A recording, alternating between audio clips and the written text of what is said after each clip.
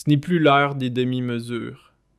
L'Algérie a tiré un trait net sur les jeux d'influence en déclarant persona non grata l'ambassadeur français, l'empêchant de fouler à nouveau son sol.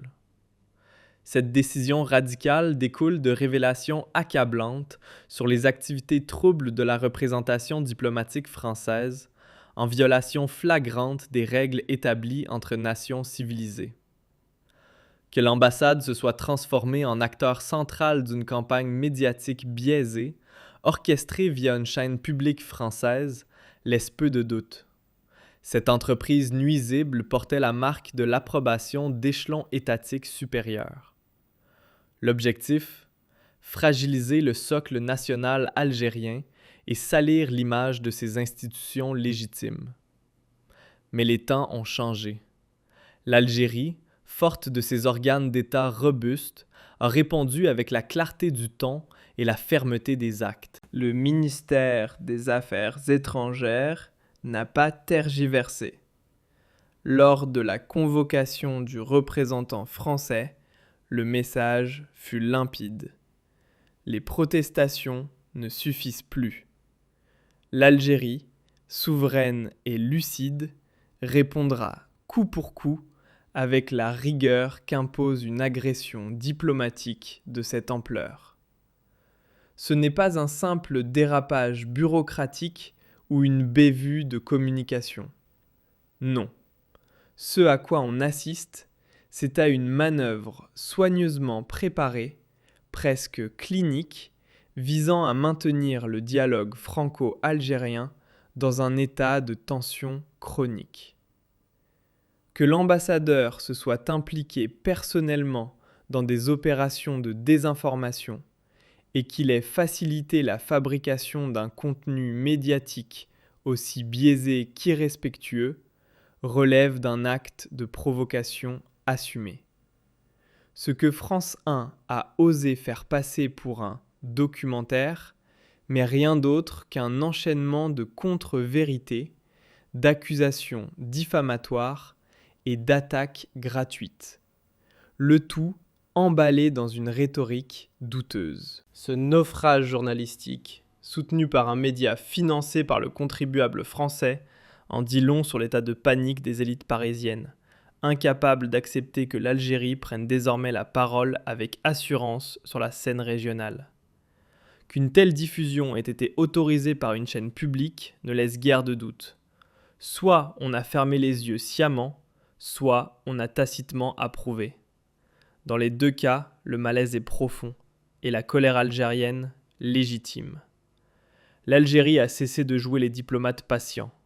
Désormais, les symboles de l'État et les piliers de ses institutions sont déclarés intouchables. Toute tentative d'atteinte sera traitée comme un casus belli diplomatique et économique. Face à une France sommée de regarder son passé et ses actes en face, Alger parle d'égal à égal, fort d'une autonomie politique affirmée, d'une influence régionale qui pèse et d'une stature énergétique devenue incontournable. Le message, sans détour, a traversé les couloirs feutrés de l'Élysée. L'ère des condescendances feutrées est close. Grâce à une surveillance méticuleuse, les autorités algériennes ont démonté, pièce par pièce, le rôle actif de l'ambassadeur français dans une entreprise médiatique aussi hasardeuse que vouée à l'échec. En prenant du recul sur cette escalade, une évidence se dessine. L'Algérie a bâti un bastion impénétrable contre toute main étrangère trop curieuse. Les gesticulations répétées de Paris ne sont, en vérité, que le reflet d'un échec cuisant, celui d'une diplomatie incapable de digérer l'émancipation croissante d'Alger sur l'échiquier international. Tandis que certains responsables français tentent, avec un sérieux comique, de prôner la normalisation, leur duplicité se révèle au grand jour. Les belles paroles ne masquent plus les actions corrosives. Ce décalage criant entre discours lisses et agressivité masquée impose une remise à plat totale des relations. Chartes, conventions, accords bilatéraux, tout devra être repensé. car le respect, en diplomatie comme ailleurs, ne se négocie pas à moitié, il se donne ou il n'existe pas. Quand une nation possède une armée agile, une économie qui s'émancipe de ses dépendances et une diplomatie qui sait faire entendre sa voix, elle ne tolère ni les coups bas, ni les provocations camouflées sous de faux prétextes. L'Algérie, en pleine affirmation de sa souveraineté, n'a laissé passer ni les agissements douteux d'un ambassadeur trop zélé, ni les dérives médiatiques en quête de sensationnalisme. Les dossiers transmis aux plus hautes instances sont clairs.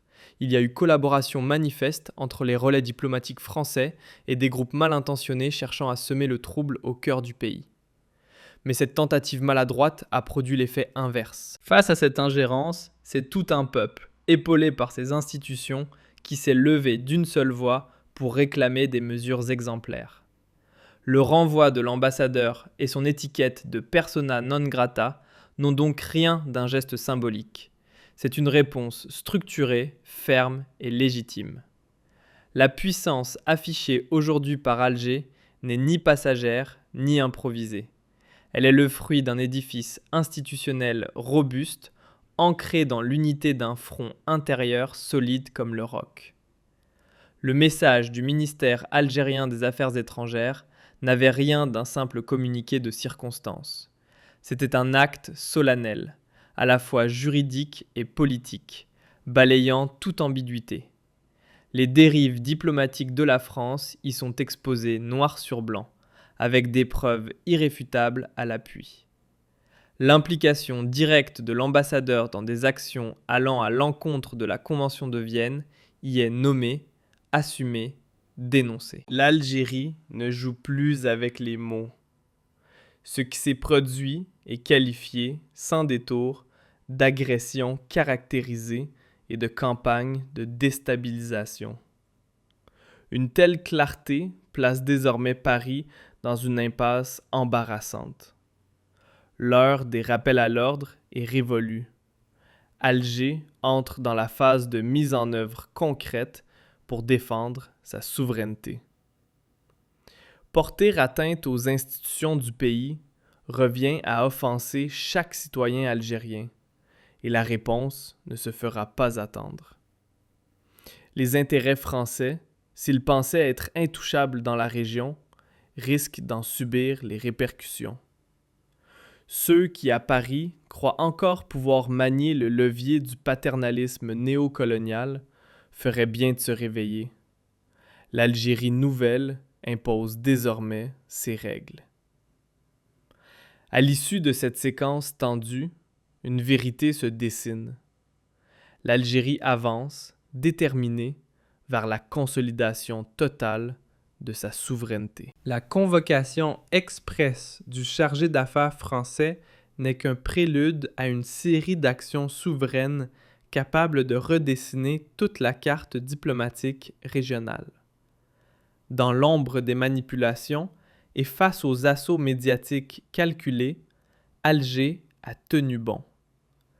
Armée d'un héritage historique profond et d'une vision stratégique affirmée, elle prouve, une fois de plus, qu'elle ne se pliera jamais face à l'intimidation.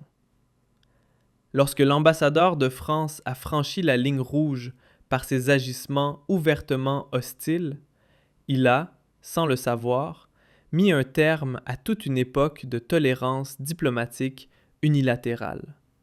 Cette complaisance silencieuse qui trop souvent se faisait au détriment des intérêts algériens. L'Algérie, en mettant fin à ce cycle de passivité, a adressé au monde un message clair. Sa souveraineté ne se négocie plus. Cette fermeté n'a rien d'un simple sursaut d'orgueil national. Elle s'inscrit dans une stratégie globale de défense, où l'image de l'État vaut autant que ses frontières physiques. Ce n'est plus un réflexe émotionnel, mais une doctrine assumée. Désormais, toute tentative de rabaisser les institutions du pays sera considérée comme une attaque directe contre l'intégrité nationale.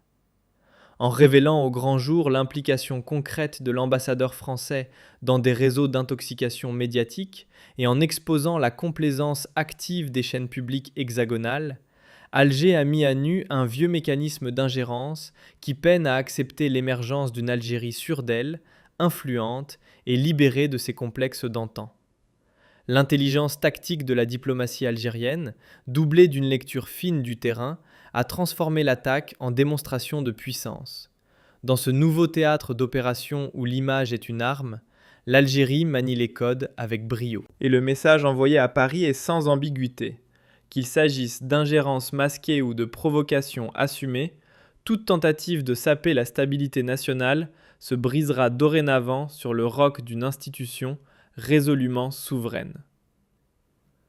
La riposte algérienne ne repose pas sur des impulsions passagères, mais sur un socle solide, celui d'un soutien populaire inébranlable et d'institutions fermement alignées. Héritiers d'un combat de libération dont peu de peuples peuvent se prévaloir, les Algériens refusent que l'on vienne réécrire leur histoire ou hypothéquer leur avenir au nom d'une diplomatie dévoyée. Par ses prises de position claires et ses arguments sans équivoque, l'Algérie démontre qu'elle n'agit pas au coup par coup, mais selon une vision stratégique qui dépasse les rancœurs locales. En tenant France 1 pour responsable de ces dérives médiatiques et en appelant les décideurs français à assumer leurs actes, Alger redéfinit les règles du jeu bilatéral. Une diplomatie d'égal à égal, ancrée dans la souveraineté et le respect mutuel. L'époque où certains ambassadeurs pouvaient se permettre de franchir les lignes rouges sans conséquence est révolue. Le message envoyé par Alger est limpide. Ici, la diplomatie ne rime plus avec impunité. L'Algérie reste un État de droit, profondément attaché au respect des conventions, mais elle sait aussi faire preuve d'une sévérité exemplaire quand on l'insulte sous couvert de diplomatie. L'interdiction définitive d'accès pour certains représentants n'a rien d'anecdotique.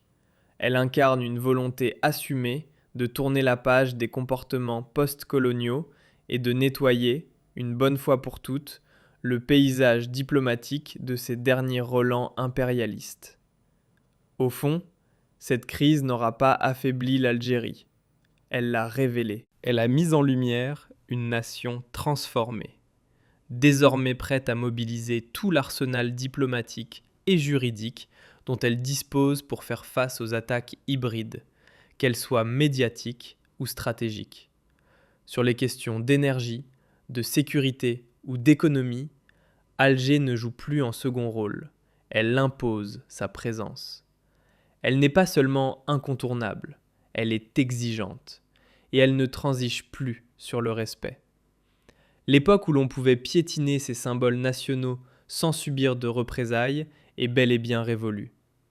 Fortifiée par l'unité de son peuple et une diplomatie musclée, l'Algérie projette désormais sa puissance à l'extérieur avec assurance, forçant ses détracteurs à reculer ou à repenser leurs plans. Une chose est sûre, affronter l'Algérie d'aujourd'hui, c'est se heurter à un mur de résilience et de stratégie.